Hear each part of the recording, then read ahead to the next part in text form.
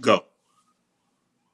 Good afternoon and good evening. This is Miyoshi Levy from People Talk To. We like to welcome you again to our program one more time on location today. But today we like to let you all know that the People Talk To is a community forum where we hope to bring in people from the community to let each one know what is available to them. People Talk To would like to welcome our guest today, Miss Allison Walters, and she would like to bring us information in regards to empathetic leadership in our communities. Take it over, Miss Walters. Thanks, Miyoshi. I really appreciate you having me here. Hi, I'm Allison Walters. I am an empathetic leadership coach, and I'm here to just give you my background and then how I got into my passion, which is mental health, and how I my passion is to help people be aware of how to be a more empathetic in a leadership role or even in a team's role or any day-to-day role to help us connect better to each other and to help us produce fruits of our labor. So with that said, Yoshi, I didn't know when we talked you wanted me to give everyone my background, but I want to give you a chance to ask me questions if you want to do that route as well. So either way, I'm okay. I can start off, giving you my background. Yes, first tell us a little bit about you and why you got into the mental health coaching field. Yeah, so I'm a product of the Vietnam War. I came from Vietnam, post Vietnam War. My family. So during that time, there was a lot of illegal refugee fishing boats, operating because the communist was taking over our country, and so a lot of this people from Saigon, we were escaping to the Philippines where there's a refugee camp, and the U.S. was aiding that operation to go to the United States. My father fought with the U.S. Navy, even though he was. I'm sorry. Go ahead. I just felt wonderful. Wonderful. Oh yeah. So during that time, my father fought with the U.S. or for the U.S. So he got privileges to go to the United States first. My mom and my siblings escaped on the fishing boat, and and during that voyage, the boat broke down and a lot of people died, including my brother at the time. So that was my first, I guess, my second um, trauma as a child. I was 2 years old, right? Um, and my mom was pregnant with me when the Vietnam War was going on. So for those who are not trauma informed, what that means is when a child's in the mom's womb and there is trauma going on, it affects the mom and the baby inside the mom's womb. And I say that because all the all the fears and the nervousness and the anxiety and the depression, it all goes in the baby if the mom feels it, right? And Yeah, I say this because we went through multiple war stages from centuries, and we went through depression, and we went through stock market crashes, we went through the civil war, we went through so many wars, right? So yeah, imagine the generations of folks who are suffering from that intergenerational trauma, and then it carries in the genes. um, with that said, I came here in the United States. We lived in San Diego, and my parents were really poor.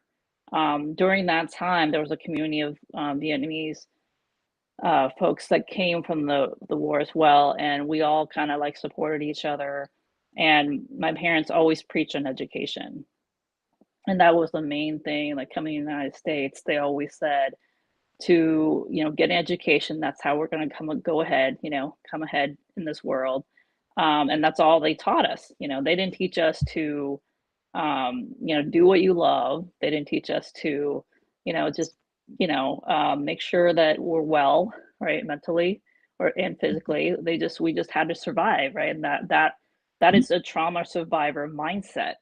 And there's so many people in the United States that don't know this, right? The survivor mindset is like, I just got to get this done. I got to just go to work. I got to just make money versus how can I live a well balanced life, right? How can I pick and choose according to my health, the things I like, the people I'm around, and I I ended up picking a career in technology because what my parents taught me was got to pick a career that makes money. They didn't say pick a career that you're passionate about or you love, right? Yeah. So I just picked technology and I've been a technologist for 26 years. But during this time, I saw a lot of technologists, software engineers, programmers. They didn't want to talk. They didn't want to communicate with me. And my role was to get, requirements out of them so we can do the projects well, right? And Mhm. how I came about it was I started talking to them like human beings and being interested in what they, their families and hearing their problems in addition to hearing their challenges with their coding and certain management styles, So I became friends with, all the folks who didn't want to talk and they just wanted to be on the computer, right?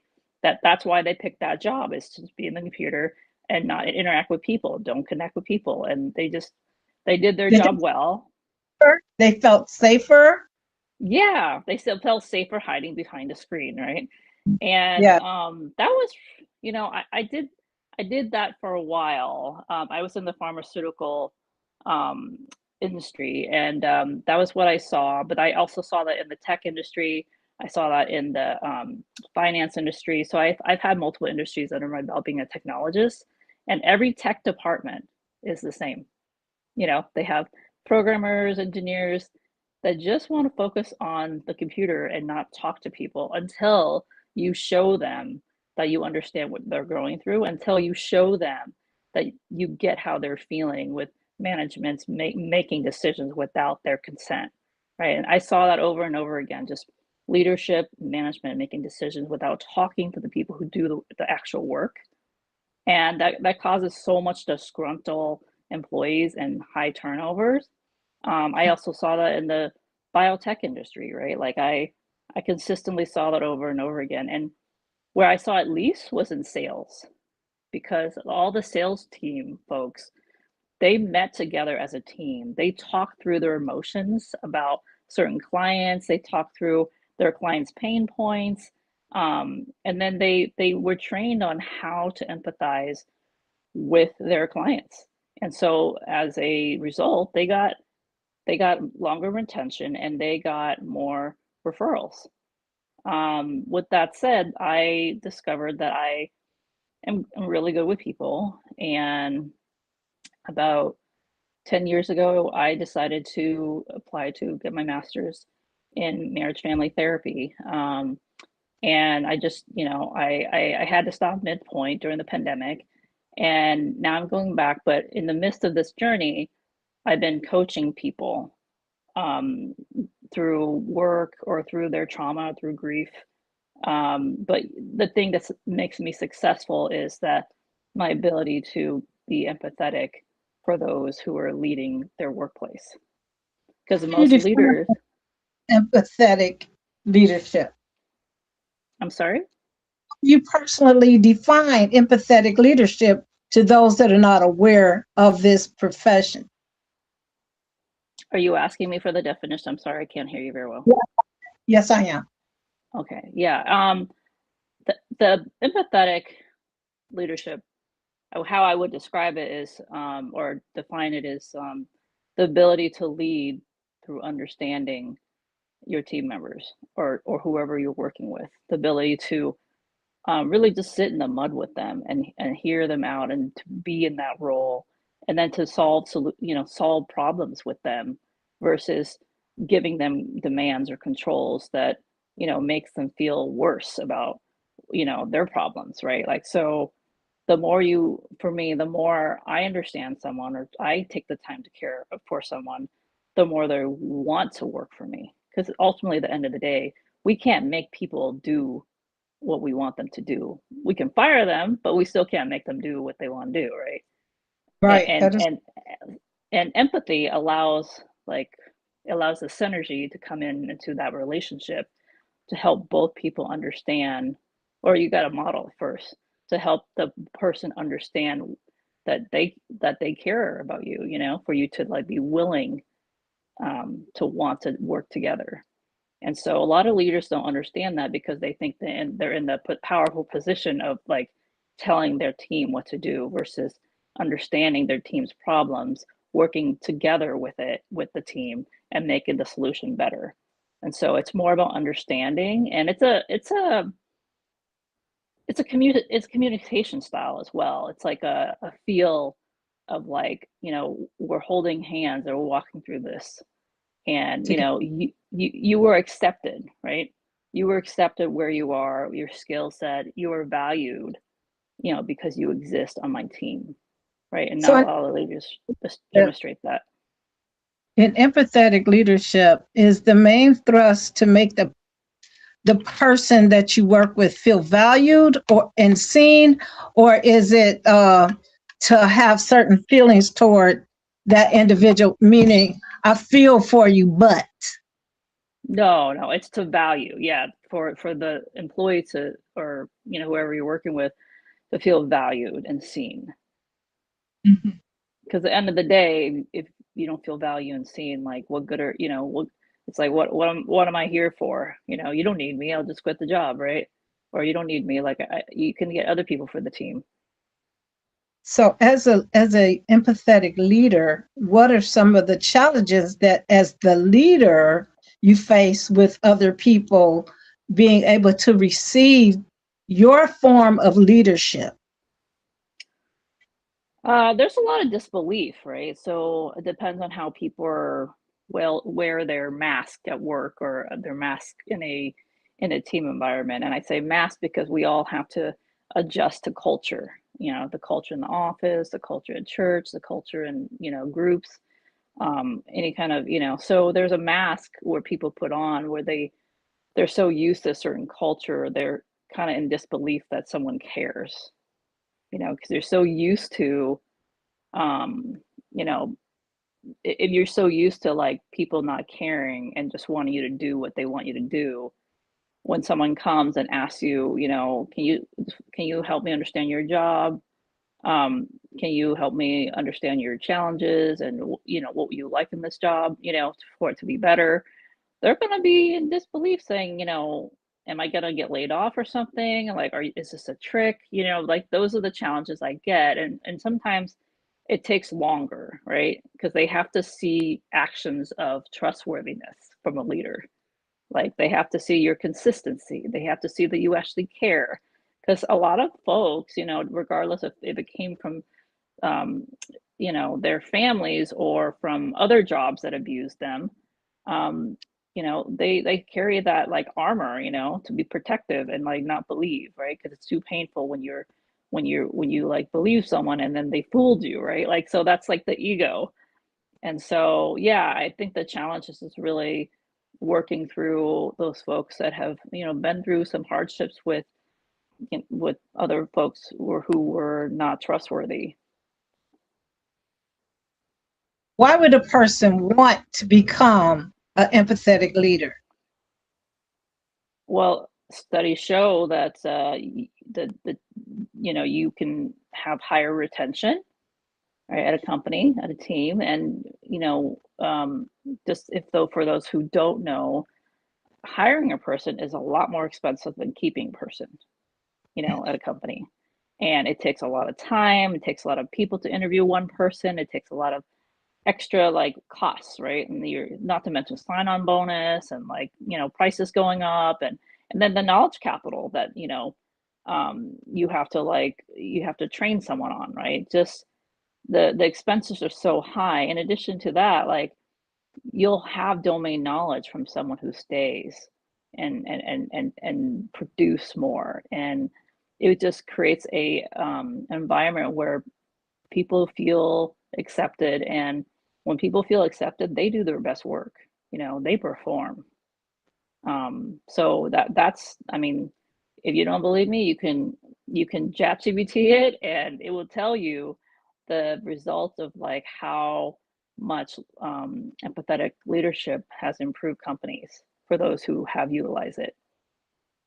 Which kind of companies have place a higher need for empathetic leaders in their environments or in their corporations? I can't speak to all, but from what I've seen, a lot of sales folks, a lot of sales organizations um, make sure they empathize or they implement this practice. In addition to a lot of software companies who really want to produce great products, and I'm just speaking on my own experience, where but there's always room for improvement. Essentially, I've seen it done at Google, I've seen it done at Cisco, I've seen it done, just to name a few, just because they need employees to feel valued and they need their products to be better and better, right? And I'm sure there will be plenty more that I'm not naming, but yeah, I mean, when the company wants to grow and they want to have good products, empathetic leadership is where they want to put their money in. What do you think about empathetic leadership in the telemarketing game? The telemarketing game. That's a good question. The reason, Um, the reason why I ask is because telemarketers get burned out quick they and do. they have a lot of rejection, Yeah. and their leaders need to understand that in that particular genre, okay, these people need to be handled with care because they can make or break your company. Yeah, for sure. I mean, that's a tough market segment. Yeah, because it's such in that industry, I would assume the turnover is high because they can just hire someone, a college student or someone who just needs money to like read the script. And I say that because I was one of them when I was in college. And it was just like, a sweatshop, equivalent to you just go there, you make calls, you have a quota to meet, you have scripts, you know what I mean? And yeah, I mean, and the retention for employees are very low, and they're just turning over new employees all the time. I would say, if someone was going to implement empathetic leadership in that kind of environment, they would have to at first reduce the amount of people um, to especially to call. A call plan, right? Sales folks usually have a call plan. They're supposed to call like 100 prospects in like, I don't know, in like 2 weeks or something like that. And they just turn it over really fast. And that's not really something that is very human like. It's just like a robotic exercise, right? For someone just to call 100 people in 2 weeks and read the script. So I would say if empathetic leadership was implemented, it would need to be reduced initially, right? To like for every call, do a debrief of like how it could be better or what the customers were feeling or what was the pain point, right, for the person who was making those calls, just to get like a little more understanding for those who are making those calls to new people that hang up on them, right, or like tell them off because people don't like telemarketers, right? So yeah, having the ability to empathize with those employees is, Yes. is really important by slowing down that process and like hearing their pain points while they're calling these new customers. Yeah, but I have empathy for them because that's a hard job to do. Like you have to have some thick skin to just get rejected over and over again. Up another question in regards to empathetic leadership. Where does trauma informed information uh, gel into empathetic leadership? Where do they both meet and assist one another? That's a good question. When there is trauma in someone's background, a basic conversation uh, becomes uh,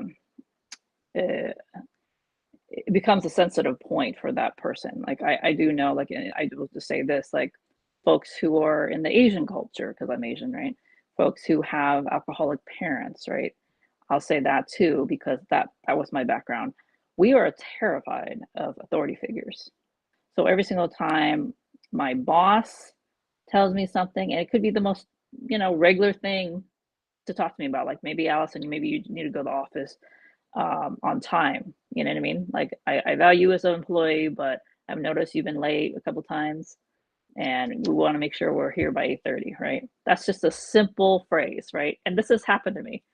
But I will take it as, oh my God, I'm gonna get fired. Oh my God, I'm like, in trouble. And like the rest of the month, I will be super hyper vigilant and my brain will freeze. I won't, produce a new idea because I'm thinking I'm in trouble. I'm like gonna be, I'm feeling all the pressure to like produce, and feeling all the pressure, it like it like decreases my productivity, and it really makes me um, just be super super hyper vigilant with everything, and I'm not able to do my best. I'll freeze up a little more. I'll have flashbacks.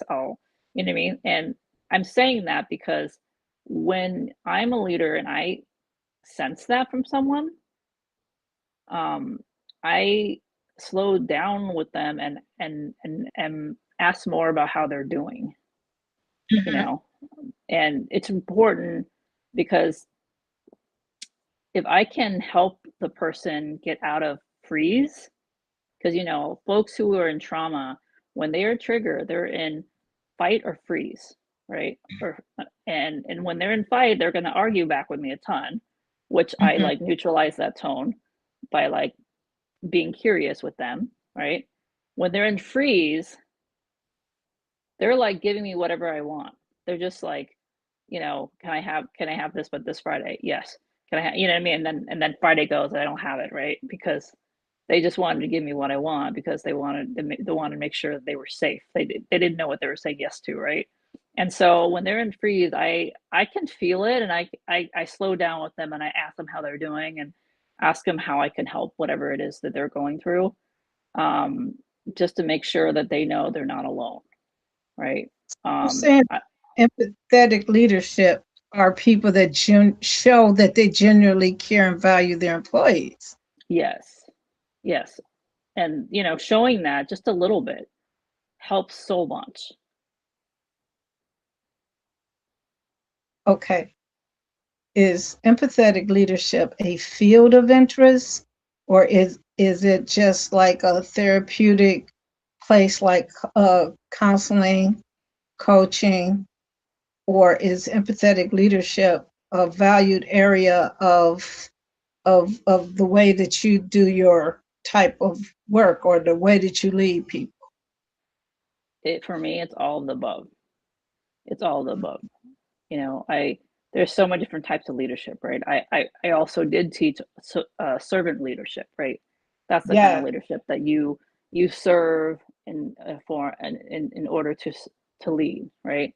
So this is just Mhm. another kind, empathetic leadership. You provide empathy so you can lead your team into where they can produce the highest, right? So you can lead the team in connecting together better with you or with the company, right? Or with the industry. Like the connection point is what we need to kind of grow people and grow our businesses. So the strength of empathetic leadership is is more than just a feeling; it's an understanding of Yeah, your clientele. exactly. And yeah, it goes beyond the team. It goes to clients, and you know, um, it's also a form of communication.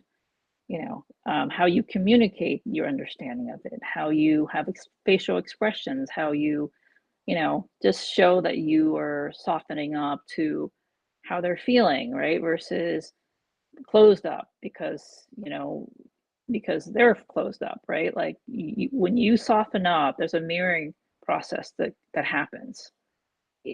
Some may happen right away, some may not, but if you consistently mirror this empathy, it will be received back because you're showing consistency, you're showing authentic care and valuing that person you're talking to. Miss Waters, how do you train people to get into this leadership, this form of leadership role, as opposed to this many different types of leadership roles? How do you train a person to get into this seat? There is a training we do. There's a book that's called Empathetic Leadership. And how I train people, I coach them, obviously. Starting meeting them where they're at, right? Meeting them where they're at with their current situation, and then working from that point, because I can't go in and pretend I know everything about their situation. I will fail fast, and I will show no kind of empathy if I go in there and just tell them what to do, right? So Right. for every client, it's different. For every environment, it's different. But the coaching is what helps. Um, Giving examples and kind of doing some cycle education, to help them understand how the human body and the human brain works. We come to work as a whole human being. We don't come to work with just work, with a work brain. Like, our brain doesn't work that way, right? Our brain has Right. an executive functioning part. Our brain has a part where that, when we're in danger, it tries to protect us. We have like different parts of brain, but it all works. It doesn't have it doesn't discriminate on, like, if we're at work or at home. If we're in trauma, or if we don't feel understood, it just, it freezes, and it doesn't want to connect with anyone. And so this kind of training allows the leader to be a little more educated on how people work. It has a little psychoeducation on how the human brain works. And it's based on the scenarios that whoever is in the training wants us to work with them on. So there's a lot of coaching, and there's a lot of hand holding at first. Do you have a success story? Do I have a success story? I do. The success story was way back. Like, give me 1 second, okay? I'm sorry Sure. for the interrupting. Okay, sorry. I'm in a room, and I wanted to make sure everything's good. Okay. Um, so the success story, I had to do a transformation for an organization about 5 years ago, and a lot of the senior management, they were very much about control and command. So all their employees were pretty much, if they say something, then the teams had to do it. And what Mm. was happening was none of the businesses were getting the results that they wanted, because the high turnover and the lack of innovation was apparent. And so I had to coach these senior management to be more aware of their team's needs, be more curious of their team's ambition, right? It took a bit. It took about a good year or so to kind of coach each one of them, because they were so used to being in charge, right? They had to, and for me, I really had to get to know each one of them in an intimate manner to see why they were doing this, like, see why they just expected things to get done when they told their teams this needs to get done by this time, right? Versus, incorporating all the teams, like, strengths and weaknesses, and then coming up with a good time frame for the client. So yeah, it was a success story, because the teams were happier, and a lot of the team members who really didn't talk at all before were speaking up about new ideas. And some of them were presenting to the head of the department. Some of them went on to like um, went on to get their masters, and they actually, like, are in charge of a department in another company now. Like, I have success stories in that way, where training the management on encouraging their employees to um, to be more about being understood, allowed the team members to go on and pursue new things and bigger things as well. It's just, the managers being more self-aware of how empathetic leadership does really help a company and people. I hope I That answered was, your question. you I'm did. sorry. Okay. You really did, because sometimes when you put a picture in a frame and we can frame it and see how it will work, other people will be inclined to want that type of coaching in their establishment. I got one more question I wanted to ask in regards to empathetic leadership in church or nonprofit surroundings. Hey guys, I'm How do sorry. you? Time is up. Okay, all right. But I thank you guys.